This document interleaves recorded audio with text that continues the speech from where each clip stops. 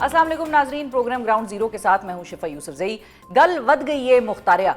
Peoples party रहनुमा नदीम अफजल चंद का ये अलमारूफ जुमला कहा तो किसी और पैराए में किसी और तनाजुर में गया था, मगर अब जो नवाज लीग और पीपल्स पार्टी के हर रोज बढ़ते सियासी झगड़े ने सूरत हाल इख्तियार कर ली है, उसको देखते हुए यही कहना पड़ रहा है कि गल वधदी जा रही है या गल वध गई है मुख्तारिया। अब नौबत पीपल्स पार्टी के आज कौमी असेंबली और सेनेट समेत दोनों ऐवानों से वॉकआउट तक जा पहुंचने के साथ साथ वजीर दाखिला मोहसिन नकवी के कराची पहुंचने तक भी आ गई है, जिनको सदर आसिफ अली जरदारी ने दोनों जमातों के दरमियान बढ़ती लफ्जी गोलाबारी या लफ्जी जंग के तनाजुर में कराची तलब कर ली है।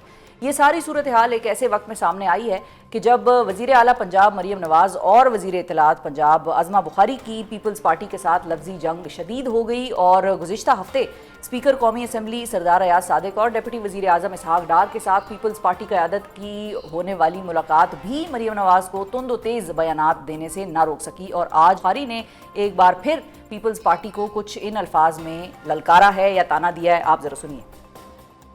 आइए आपको भावलपुर दिखाऊं, आइए आपको मुल्तान दिखाती हूँ, आइए आपको लोधरा दिखाती हूँ, आइए आपको रहीम यार खान डीजी खान दिखाती हूँ। आप भी मुझे ले चलिए, आप मुझे कश्मीर ले चलें, आप मुझे जैकबाबाद छोड़े, आप मुझे नवाबशाह ले चले, आप मुझे गढ़ी खुदा बख्श ले चलें। मुझे दिखाएं वहाँ 17 साल में आपने क्या किया। हम क्यों पानी देंगे अपना, क्यों देंगे? पंजाब का हक हम क्यों देंगे? पंजाब लावारिस तो नहीं है, पंजाब बड़ा भाई जरूर है, लेकिन हर वक्त छुरी के नीचे आने के लिए पंजाब नहीं है। अब जवाब देने की बारी पीपल्स पार्टी की थी कि जो बार बार नून लीग को यह एहसास दिला रही है कि उसके इत्तेहादी होने को हल्का ना लिया जाए। मरीम नवाज के अपने बयानात पर पीपल्स पार्टी से माफ़ी मांगने के मामले पर पीपल्स पार्टी ने ऐवान में बाकायदा पोजीशन ले ली है और साथ ही वार्निंग भी दी है कि जिसका इजहार सेनेटर शहरी रहमान साहिबा ने कुछ इन अल्फाज में किया। ज़रा सुनिए। माफ़ी अगर नहीं मांगी जाती हमारी लीडरशिप से तो पीपल्स पार्टी कम से कम सेनेट में तो सबसे बड़ी जमात है। आप नंबर्स गिन लीजिए। We are by far the biggest party in this house and हमारे सपोर्ट को फॉर ग्रांटेड ना लें जी। कोalition बेंचेस पे हम कुछ तोड़ना नहीं चाहते, but do not take our support for granted, that is very clear. और शहरी रहमान के साथ साथ साबिक वज़ीर आज़म राजा परवेज़ अशरफ ने भी आज ऐवान में नून लीग को खबरदार कर दिया है कि अपनी इत्तेहादी पीपल्स पार्टी को हुक्मरान जमात दीवार के साथ ना लगाए। दूसरी जानिब खामोशी से अपोजिशन बेंचेस पर बैठकर नून लीग और पीपल्स पार्टी की लड़ाई देखने वाली पीटीआई की सियासी राल टपकनी शुरू हो गई और आज असद कैसर ने पीपल्स पार्टी को यह ऑफर करा दी है कि अगर वो हुकूमत के खिलाफ तहरीक अदम एतमाद लाती है तो पीटीआई उनका साथ देगी।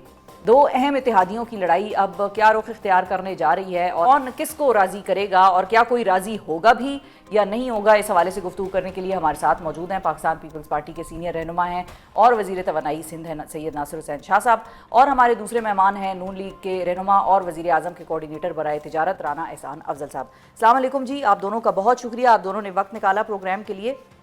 शाह साहब, सबसे पहले तो मुझे आप ही का तारीखी जुमला एक याद आ रहा है, वो है उम्मीद कायम है। तो वो जो उम्मीद के ऊपर दुनिया कायम थी और उम्मीद के ऊपर जो इत्तेहाद कायम था, वो उम्मीद अभी भी बरकरार है शाह साहब? जो दोनों पार्टियों की बयानात आपको सुनवाए, नाजरीन को सुनवाए, उसके बाद आपकी कम अज़ कम उम्मीद कायम है? बिस्मिल्लाहिर्रहमानिर्रहीम, अल्लाहुम्मा सल्ली अला मुहम्मद व आले मुहम्मद। जी, दुनिया ही उम्मीद पे कायम है और मैं तो हमेशा अच्छे की ही तवक्को रखता हूँ और बेहतरी आनी चाहिए, लेकिन जैसे आप ने सारी चीज़ें बताईं, इस तरह की सूरत हाल नहीं होनी चाहिए।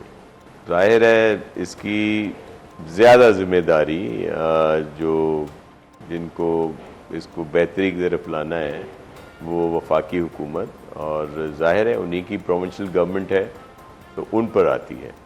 हमने तो सिंपल सी बात थी कि चेयरमैन बिलावल भुट्टो जरदारी साहब ने विज़िट किया, जो हमारे पंजाब के भाई बहन मुसीबत ज़दा थे, परेशानी में थे सैलाब की वजह से वहाँ पे, और उन्होंने कुछ बातें की जिसमें उन्होंने ये भी कहा कि चीफ मिनिस्टर साहिबा बहुत अच्छा काम कर रही हैं और उसके साथ साथ उन्होंने कहा कि उनकी फौरी इमदाद जो है वो बिस्प के ज़रिए बेनज़ीर इनकम सपोर्ट प्रोग्राम के तहत शुरू कर दी जाए और फिर बैनुल-अक़वामी तौर पर जो है वो सपोर्ट की अपील की जाए।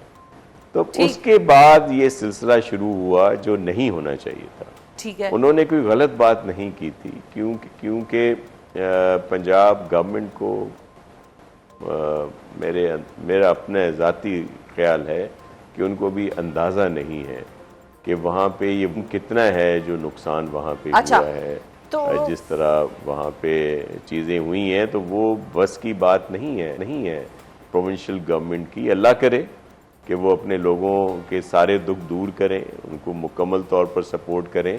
हम दुआगो हैं तो मुस्लिम लीग नून की गवर्नमेंट के लिए नहीं, अपने उन भाई बहनों के लिए ठीक है, हम दुआगो कि जो हैं। ठीक है, परेशानी शाह साहब, में है, लेकिन तो जब अल्लाह आप करे ये ये कहते उनकी हैं सपोर्ट कि करें। जी। फेडरल गवर्नमेंट की जिम्मेदारी ज़्यादा बनती है, तो फेडरल गवर्नमेंट और पीपल्स पार्टी के जो सारे मामलात हैं या जो बेसिकली जो डिफरेंस ऑफ ओपिनियन कह लें या जो भी लड़ाई है चल रही है इस वक्त, उसके दरमियान मोहसिन नकवी साहब कहाँ से आ गए और सदर जरदारी ने मोहसिन नकवी साहब को क्यों कराची बुला लिया? क्या इसका मतलब ये समझें कि नो कॉन्फिडेंस कर दिया नून लीग की क़यादत पे सदर साहब ने और अब तीसरे फरीक के तौर पर सालसी की ज़रूरत पड़ गई है? देखिए, मोहसिन नकवी साहब हमारे लिए बड़े मोहतरम हैं, हमारे भाई हैं और उनकी मुलाकातें प्रेसिडेंट साहब से कई दफ़ा हुई हैं। मैं अभी कल आया हूँ दुबई से, प्रेसिडेंट साहब भी वहाँ थे और 2-3 दिन पहले मोहसिन नकवी साहब भी वहाँ आए हुए थे और भी कुछ दोस्त आए हुए थे वहाँ पे। तो ये मुलाकातें होती रहती हैं, ये कोई इस पैराए में नहीं हुई।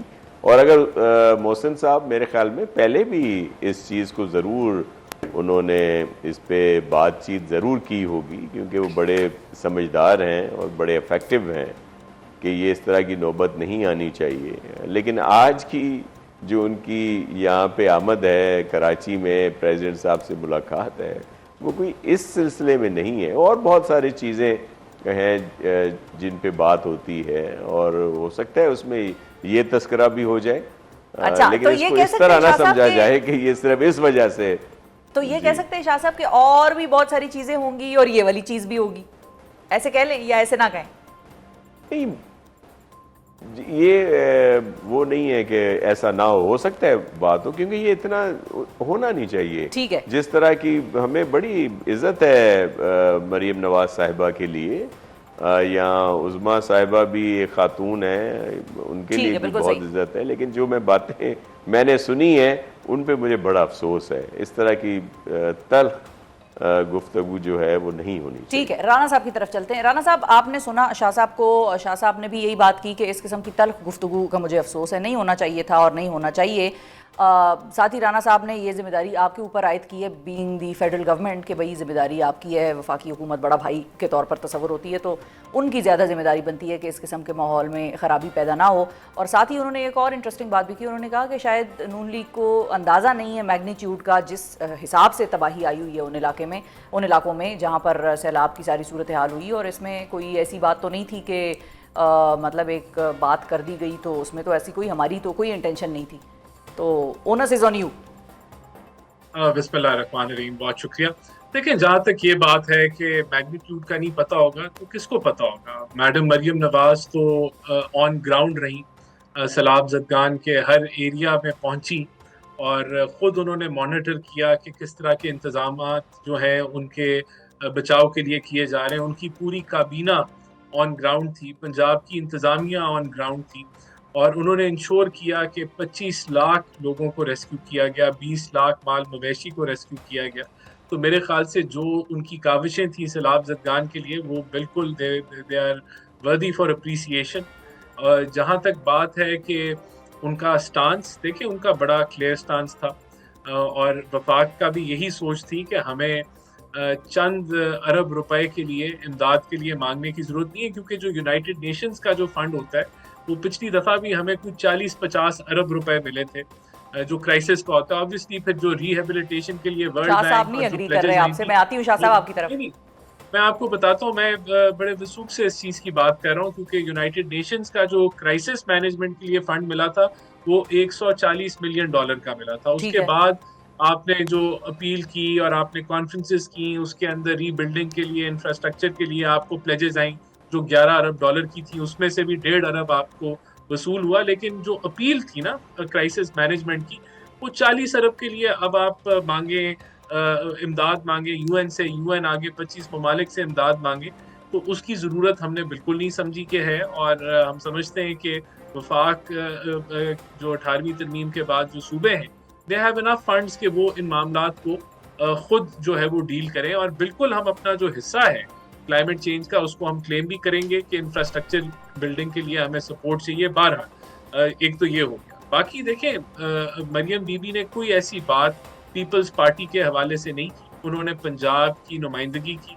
पंजाब के हकूक की बात की, और इन्होंने देखें, अब ऑब्वियसली इनिशिएट भी पीपल्स पार्टी के सिंध चैप्टर से हुआ, फिर ठीक है। उनके तो राणा जवाब के साहब, बाद टू अभी कट भी द जवाब। लॉन्ग स्टोरी शॉर्ट, मतलब जब मरियम साहबा ये कहती हैं कि मैं माफ़ी नहीं मांगूंगी ये बात करने पे कि भाई मेरा पानी है, पंजाब का पानी है ये वो, या मैं पंजाब की बात करने के ऊपर माफ़ी नहीं मांगूंगी, तो फिर this is the final stance of the PMLN। देखिए, मैं समझता हूँ कि जिन्होंने माफी का तकाजा किया है, ये एक इमैच्योर डिमांड है, और ये उन लोगों ने किया है जो चाहते हैं कि तलखियां बढ़ें, और इसकी कोई तुक नहीं बनती। उन्होंने कोई ऐसी चीज नहीं कही जिसके लिए वो माफी मांगे, नंबर 1। और नंबर 2, ये तो एक बचकाना सी डिमांड है कि हम कहें कि जी जरदारी साहब माफी मांगे या बिलावल साहब माफी मांगेंगे तो फिर हम बात आगे चलेंगे। बहाना ही बनाना होता है ना। तो आप इस तरह की डिमांड करना ही एक इमैच्योर डिमांड है, और मैं समझता हूं कि ये नहीं करनी चाहिए। और वैसे भी ये पीपल्स पार्टी की सीनियर क़यादत से ऐसी कोई डिमांड हमने नहीं सुनी। दरमियान में लोगों ने बात की है, मैं नहीं समझता कि ये कोई ऐसी उन्होंने कोई चार्टर ऑफ डिमांड्स में ये कोई डिमांड की होगी। और ठीक है, लेकिन एक तासुर जो जा रहा है राणा साहब, वो एक तासुर ये जाता है जिसके हवाले से शहरी साहिबा का भी मैंने शॉर्ट सुनवाया कि उन्होंने कहा हम सेनेट की सबसे बड़ी जमात हैं, हल्का ना लें हमें। तो उनको ऐसा लग रहा है मतलब your government is taking them for granted. ये फिर मैं पीपल्स पार्टी की सपोर्ट को हम अप्रिशिएट करते हैं। पीपल्स पार्टी की बड़ी मुस्बत सियासत है। पीपल्स पार्टी की हमें थ्रू आउट सपोर्ट रही है ये 1.5 सालों के अंदर। उससे पहले PDM में हम इकट्ठे थे, और हम समझते हैं कि जब हम टेबल पे बैठेंगे तो ये जो कन्फ्यूजन है, मैं इसको कन्फ्यूजन का नाम दूंगा, कि एक दूसरे की तरफ से जो बनाई भी जा रही है, ये दूर हो जाएगी। तो मैं नहीं समझता ये ऐसे इश्यूज हैं कि जो अनरिजॉल्वेबल है, और ये ऐसे इश्यूज हैं कि जिसकी बुनियाद पे कोई कोलिशन को थ्रेट होगा।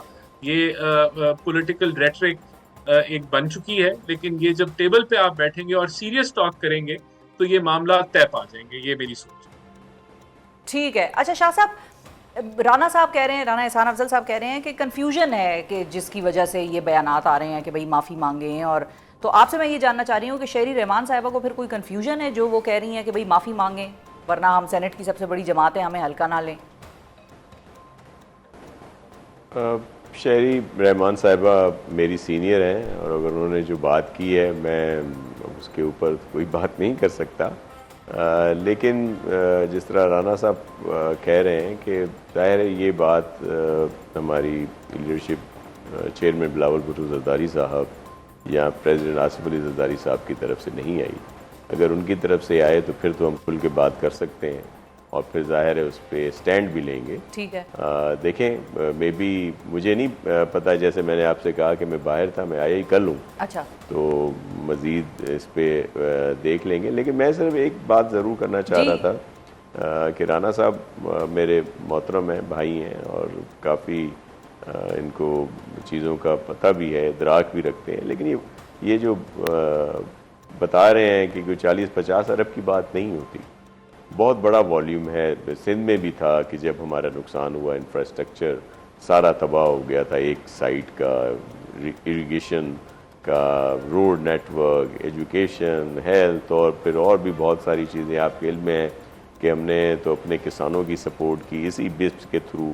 और फिर वो बम्पर क्रॉप हुआ हमारा इसका वीट का, जो सोचा नहीं जा सकता था कि जी वीट भी होगी, इतना पानी था, सब लोग आए थे। तो इसमें तो जब ये बात हुई थी इमदाद की तो ऑन बोर्ड थे, प्राइम मिनिस्टर साहब ऑन बोर्ड थे, उस वक्त फॉरेन मिनिस्टर थे चेयरमैन बिलावल भुट्टो जरदारी साहब, वो साथ गए थे, साथ जाके इन्होंने वहाँ पे बात की थी। कोई ऐसी मायूब बात नहीं थी। देखिए, हमने अगर कोई बात की है, अगर कोई अपील अगर होगी या कोई कहीं से सपोर्ट आएगी पंजाब गवर्नमेंट को मिलेगी, तो पंजाब के हमारे भाई बहनों के लिए उसमें से कोई हमने कोई हिस्सा लेना है। ये तो हम उनके लिए बात कर रहे हैं। और हम ये आज रिकॉर्ड पे रखिएगा ये बात शिफा साहिबा कि ये वॉल्यूम इतना थोड़ा नहीं है जो वहाँ पे तबाही आई है, जिसमें हमारे भाई बहन परेशान हैं। ये वक्त बताएगा कि उनके लिए कितनी अशद ज़रूरत है इस तरह की सपोर्ट की, इस तरह की इमदाद की। वो जो वहाँ पे जितना नुकसान हुआ है उसका तो वॉल्यूम का अंदाज़ा शायद नहीं है। मैं बड़ा एहतराम करता हूँ राना साहब का भी और मरियम साहब का भी, लेकिन ये नहीं मैं समझ रहा, मैं उस पर क्या कमेंट करूँ, लेकिन इनको अंदाज़ा हो जाएगा और फिर हो सकता है देर हो गई हो। ये बस चेयरमैन साहब ने बात की तो इनकी तरफ से बयानात इस तरह के आ गए कि जी वो इस तरह की बात करे। वो भाई उसने कुछ सही बात की है, अकल की बात की है, सही मत दी है, तो उस पर इस तरह का रिएक्शन मुनासिब थोड़ी है। अगर चेयरमैन ने कह दिया तो गुनाह हो गया।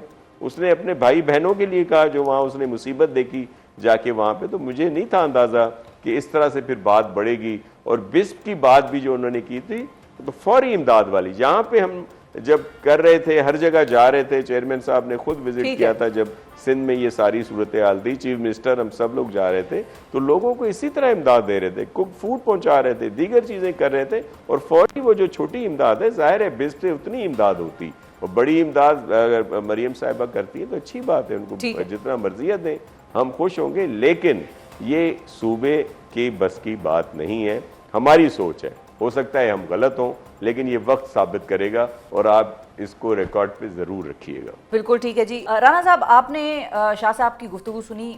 मुद्दा जो पीपल्स पार्टी का इस वक्त है वो ये है, और जो बात वो बार बार करते हैं वो ये है कि अगर हमने इत्तेहादी समझ के या फेलो पाकिस्तानी समझ के कोई बात की है तो एक मशवरा दिया है। जाहिर है कि हम इम्पोज तो नहीं कर सकते फेडरल गवर्नमेंट के ऊपर कोई अपना ओपिनियन, लेकिन हम एक मशवरा अगर दे दिया हमने तो इतनी उसमें कौन सी ऐसी बड़ी बात हो गई कि इतना टच मी नॉट क्यों फील करने लग गए आप लोग। ये वर्ड मेरा है, वैसे पीपल्स पार्टी ने नहीं कहा। ये ऐसा ना हो कि आप कल को पीपल्स पार्टी के हवाले से इसके ऊपर कोई बयान दे दें, ये मेरी अपनी इजाद है। टच मी नॉट का फीलिंग क्यों आपको आई है? अगर उन्होंने कोई मशवरा दी है तो ले लें, अगर पसंद आए तो उस पर काम कर लें, ना पसंद आए तो उसको साइड पे रख लें।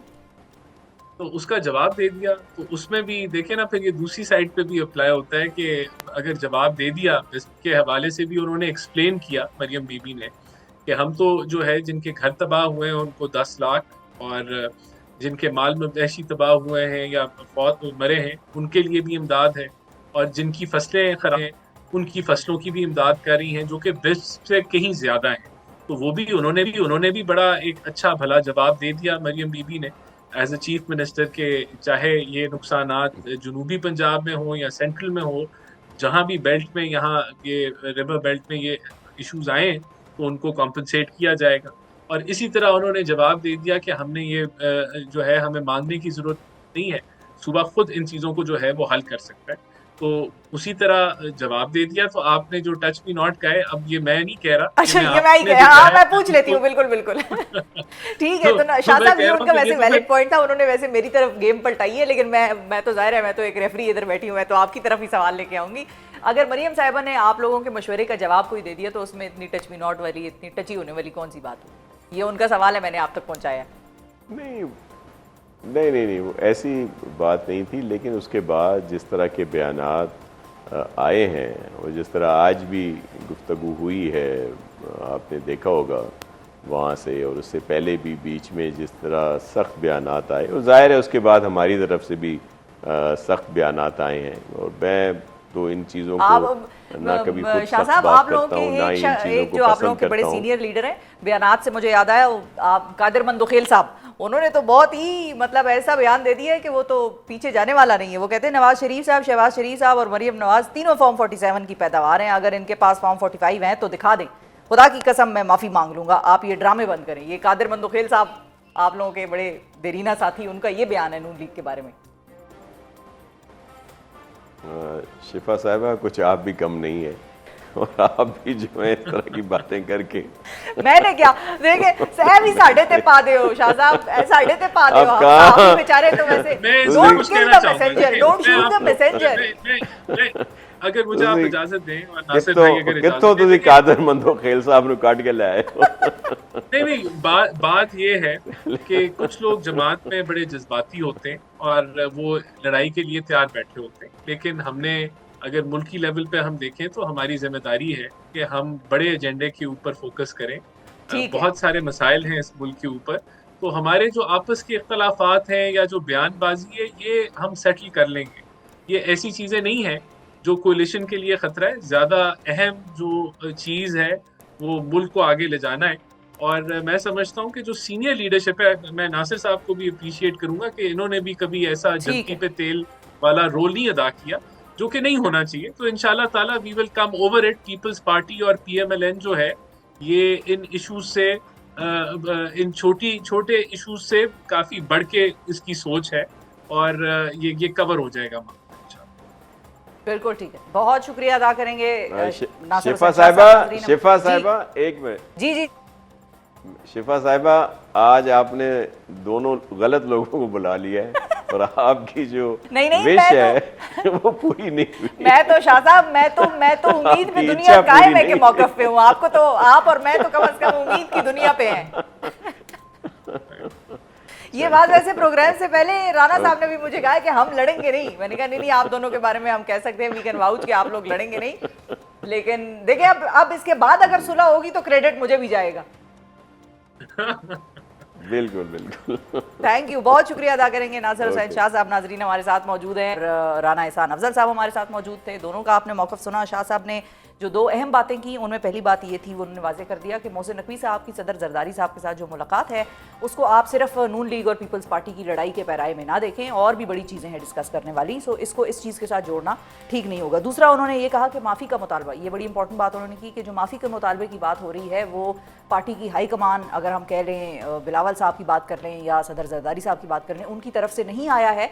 तो इसलिए उसके ऊपर मैं कुछ ज़्यादा नहीं कह सकता। साथ ही साथ राना एहसान अफजल साहब का जो मौक़िफ़ था वो यही था कि पीपल्स पार्टी का ये मुतालबा करना या पीपल्स पार्टी के लोगों का हमसे ये मुतालबा करना कि भाई माफ़ी मांगी जाए, ये कोई मुनासिब बात नहीं है, और पीपल्स पार्टी कन्फ्यूजन का शिकार है। अब देखते हैं कि ये मामला कैसे और कहाँ जाकर हल होता है। प्रोग्राम में जिक्र होगा ट्रंप गज़ा अमन मंसूबे के तनाजुर में तब्दील होती सूरत हाल का, जिसमें अब इस प्लान पर हतमी इत्तेफाक के साथ साथ गज़ा जंगबंदी, यरगमालियों की रिहाई और गज़ा के हुकूमती निज़ाम और इमदाद की तरसील के मामले पर आज मिस्र के शहर शर्म अल शेख में हमास, मिस्र और इसराइल के नुमाइंदों का अहम इजलास हो रहा है। हमास क़यादत पर ट्रंप और इसराइली आर्मी चीफ दोनों ने ही वाजे कर दिया है कि अगर उसने गज़ा अमन मंसूबे पर इत्तेफाक ना किया और मिस्र में शुरू होने वाले मुज़ाकरात को नतीजा खेज़ ना बनाया तो हमास को संगीन नताइज का सामना करना पड़ सकता है। दूसरी जानिब अरब मीडिया ने यह दावा किया था कि हमास ने जंगबंदी मुआहदे के लिए बैनुल-अक़वामी निगरानी में अपना असलहा सपुर्द करने और ख़ुद को गैर मुसल्लह करने पर रजामंदी जाहिर कर दी है। ताहम तुर्क मीडिया के मुताबिक हमास ने असलहा सपुर्द करने से मुतल्लिक खबरों की सख्ती से तरदीद करते हुए कहा कि वो किसी तौर पर बैनुल-अक़वामी निगरानी में गैर मुसल्लह होने के किसी नुक्ते पर भी गौर नहीं कर रहा।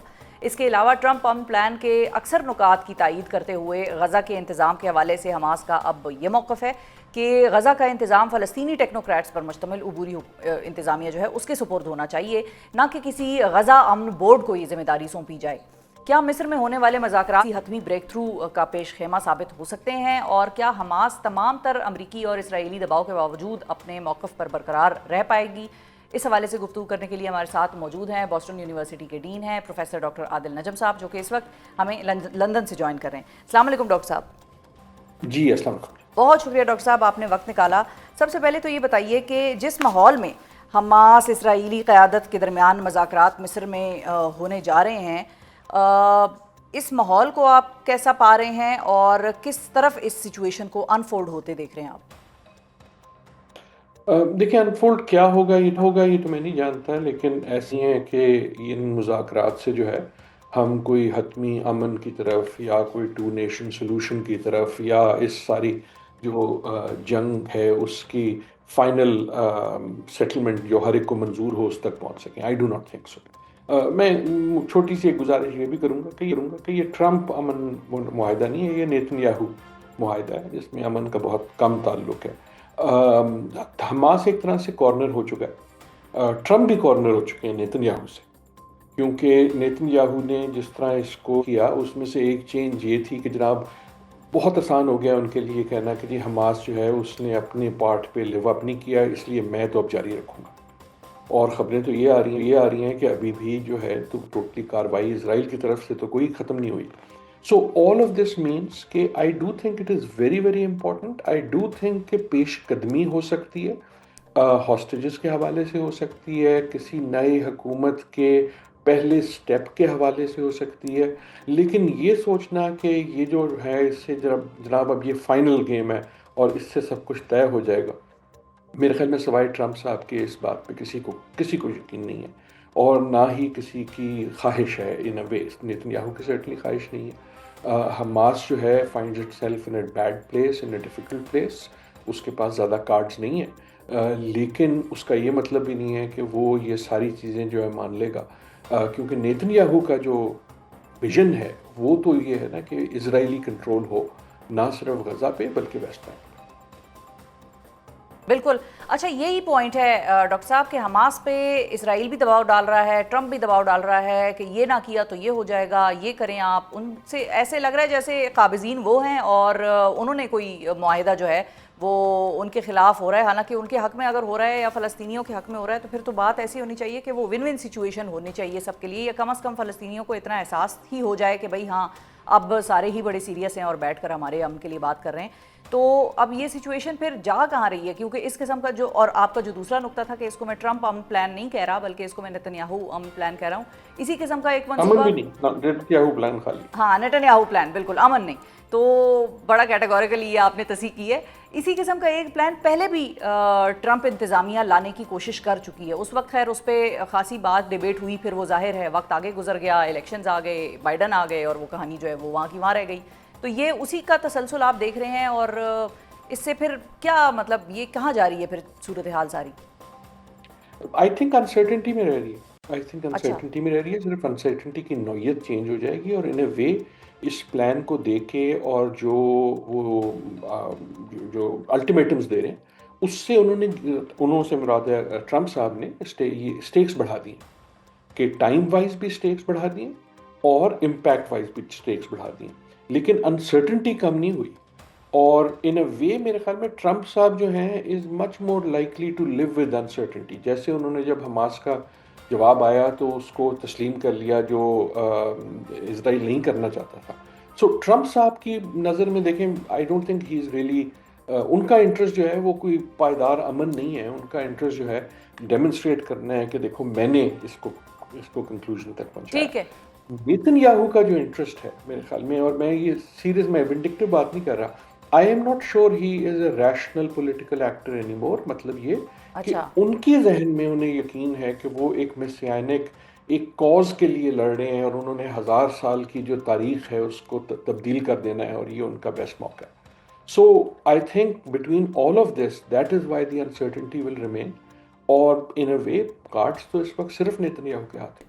ठीक है। अच्छा, अब थोड़ा सा पाकिस्तान की तरफ आते हैं। पाकिस्तान की भी गवर्नमेंट ने, पहले आपने उनका रिस्पांस भी देखा होगा कि बड़ा ही वेलकम किया। हमारे वज़ीर आज़म ने ट्वीट की, बड़ा ज़बरदस्त उन्होंने इसको खैर मकदम किया, तारुफ वारुफ किया। फिर उसके बाद ट्रंप की एक तकरीर होती है, उसमें वो पाकिस्तान का नाम लेके मेंशन करता है और पाकिस्तान के हवाले से ये तासुर दे देते हैं, और जो कि क्लियरली हमें भी सबको तासुर मिल रहा था कि भाई Pakistan has basically lend its support to the plan, whatever plan it is.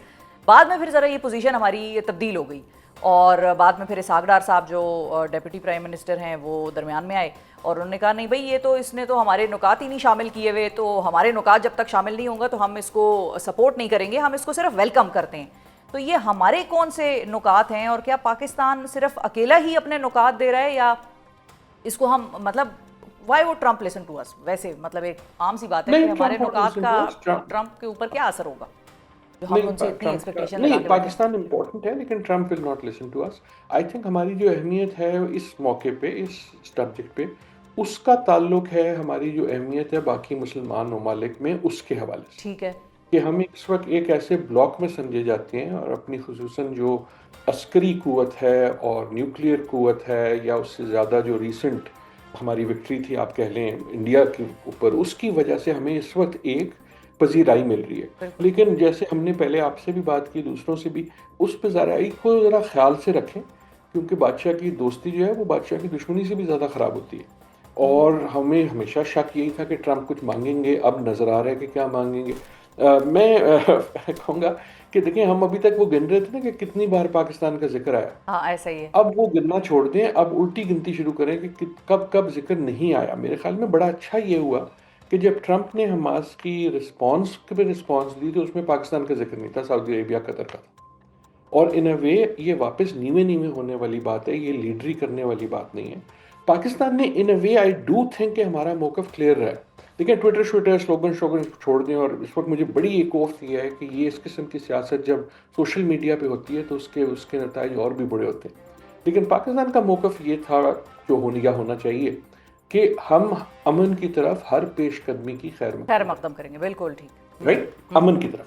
लेकिन उसकी शक्ल क्या है, उसके कवायद क्या हैं, उस पे our position remains what it always has been, और उसका जो महवर है वो 2 स्टेट सोल्यूशन है, और फ़लस्तीन और फ़लस्तीनी लोगों की जो उनका हक है ना सिर्फ राय दही का बल्कि अपनी ज़िंदगी को खुद फैसले करने का। सो आई थिंक उस पे हमें कंसिस्टेंट रहना चाहिए।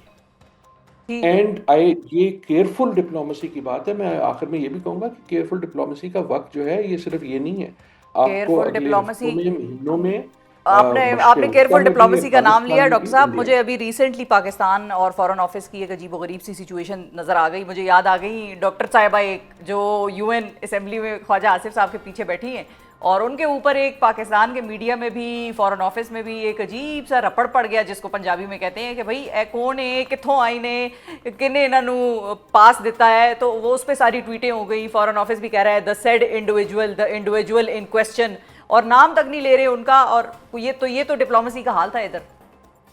नहीं, इधर नहीं, पूरी दुनिया में। इसमें आपने जो एग्जांपल दी वो is a particularly painful example, लेकिन हमें पूरी दुनिया में, अमेरिका में भी मुझे यही डर है, इन अ वे मशक़ वस्ता में भी यही डर है कि सोशल मीडिया के दौर पे जब इस किस्म की अहम गुफ्तगू जो है उसके फैसले सोशल मीडिया पे और उस वक्त की पब्लिक सेंटिमेंट पे होंगे तो वो अच्छे फैसले नहीं होंगे, वो सोचे समझे फैसले नहीं होंगे। एक वजह है कि डिप्लोमेसी जो है वो पर्दों के पीछे होती है। उसको जब हम ट्वीट बाय ट्वीट करेंगे, आदिल नजम हर रोज बता देगा कि जी आज ये हुआ या वो हुआ, उसमें नुकसान जो है वो सिर्फ उसका होगा जिसका होता रहा है। वो फलस्तीनी बच्चा है जो कल भी कत्ल किया जा रहा था, आज भी कत्ल किया जा रहा है, और बाकी तमाम गुफ्तगू। बिल्कुल सही है, बिल्कुल सही है। अच्छा, और ये बताइए डॉक्टर साहब कि जब हम ये बात करते हैं कि पाकिस्तान एक बड़े अहम ब्लॉक में है, और ज़ाहिर है अभी हमने सऊदीया के साथ एक डिफेंस पैक्ट भी जो है उसका ऐलान भी किया, और ऑल्दो उसके ऊपर पाकिस्तान में एक पीपल्स पार्टी जो हुकूमती इत्तेहादी जमात है वो ये कहते हैं कि हमें एतमाद में नहीं लिया गया, और इसके ऊपर भी पार्लियामेंट में डिबेट होनी चाहिए थी। फिर जब ये ट्रंप का 20 नुकाती प्लान सामने आया, उसके ऊपर भी लोगों ने कहा कि सियासतदानों ने कहा कि भाई इस पर डिबेट होनी चाहिए, कम से कम पार्लियामेंट को बताएं तो सही कि ये है क्या, आप लोगों ने क्या कोई गारंटी दी है, वहाँ पर कोई कमिटमेंट की है, क्या की है। अब जो डिप्लोमेसी के ये सारे पहलू हैं, इनको देखते हुए और पाकिस्तान की ख़ित्ते में इंपॉर्टेंस को देखते हुए, अमेरिका के साथ एक इक्वेशन, चाइना के साथ, सऊदी अरब के साथ, इसको देखते हुए इंडिया को आप कैसे एनालाइज कर रहे हैं इस सारी सिचुएशन में?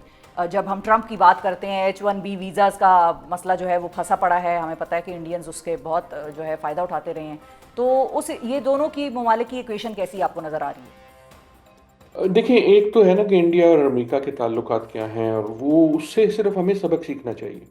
और मैं गुजारिश ये करूँगा कि अगेन आई वुड से कि अच्छा है कि हमें थोड़ी सी इंपॉर्टेंस मिल रही है, क्योंकि we were starved for importance. मशरिक़ वस्ता से भी मिल रही है, अमेरिका से भी मिल रही है, लेकिन एक तो उसके आदी ना हो, और दूसरा प्लीज़ केयरफुल रहें। इस इंपॉर्टेंस की कीमत होती है, कोई ना कोई आपसे किसी ना किसी वक्त कोई चीज़ ऐसी मांगेगा जो आप नहीं दे सकेंगे। और भारत ने यही सीखा ना, भारत के साथ यही हुआ ना, वो भी तो यार था, जितने यार हम हैं उससे कहीं बड़ा यार था। और दूसरा इसमें यह भी है कि आज ट्रंप हैं, कल नहीं होंगे। जब ट्रंप नहीं होंगे तो जो भी आएगा, चाहे रिपब्लिकन हो चाहे डेमोक्रेट हो, उसके पास एक लिस्ट होगी कि कौन कौन ट्रंप के बहुत करीब था। उस लिस्ट में होना भी कोई अच्छी बात नहीं होगी। In some ways India is playing that. लेकिन उससे कतई नसर, जो मेरी गुजारिश पहले भी थी कि ये जो वक्त है जिसमें हम हैं, ये बहुत डेंजरस और नाजुक वक्त है। अभी तक चाइना ने अपने कार्ड शो नहीं किए। दुनिया इस वक्त मेरी ज़िंदगी में probably at its most perilous है। अब 60 साल की ज़िंदगी में I do not think I have seen ever कि दुनिया इतनी डेंजरस हो जितनी आज है। अगर आप पाकिस्तान को देखें तो हमारे मसाइल सिर्फ मशरिक़ वस्ता के नहीं है, आपके अफ़गानिस्तान के साथ इस वक्त मसाइल हो सकते हैं। इंडिया यकीनन, चाहे वो कहे बड़के मारे या ना मारे, मई के बाद ये बात तो तय है कि उसमें बदले की आग है। ऐसा आप एक्सपेक्ट नहीं कर सकते कि जो उनके साथ हुआ आलमी सतह पे भी और मैदान जंग या हवाई जंग में भी, उसके बाद इंडिया कहेगा अच्छा जी फिर ठीक है, मान ले, चलो आप जीत गए। ऐसा नहीं होता। हो नहीं सकता। बिल्कुल सही। So you have to be ready कि किसी ना किसी वक्त कहीं ना कहीं, और वो उसी तरह आएगा जब आप सरप्राइज कर होंगे। वो जंग के मैदान में भी आ सकता है, रान कच्छ में भी आ सकता है, वो फॉल्स फ्लैग ऑपरेशन में भी आ सकता है, वो जो इंटरनल हमारे स्क्वेबल्स हैं उसको हवा देने में भी आ सकता है, चाहे वो मुल्क के अंदर की तोड़ हो, चाहे वो कश्मीर में हो। So what I am saying, ये चुकन्ना रहने वाली बात है। इन अ वे मेरा इंटरेस्ट ये नहीं है कि इंडिया और अमेरिका का क्या हो रहा है, मेरी नज़र इस पे है कि पाकिस्तान और इंडिया जो है वो जब कहती है कि सिंदूर ख़त्म नहीं हुआ तो दे मीन इट।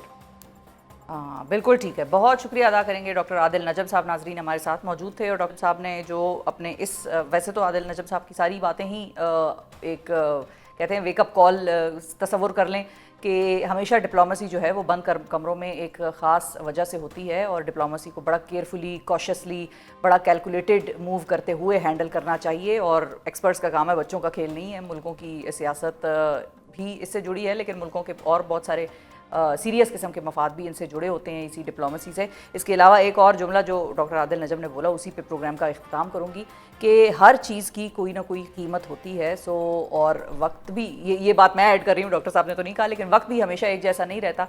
ये बात उन्होंने ज़रूर की कि आज ट्रंप है, कल को कोई और आएगा, तो उसके साथ भी मामलात कैसे होंगे, आज भी कैसे हैं, इसको बड़ा केयरफुली डिसाइड करने की, देखने की ज़रूरत है। इसी पे आज के प्रोग्राम का इख्तिताम करेंगे कि हर चीज़ की कोई ना कोई कीमत ज़रूर होती है। अपना बहुत ख्याल रखिए, हमें और पाकिस्तान को दुआओं में याद रखिए। अल्लाह हाफ़िज़।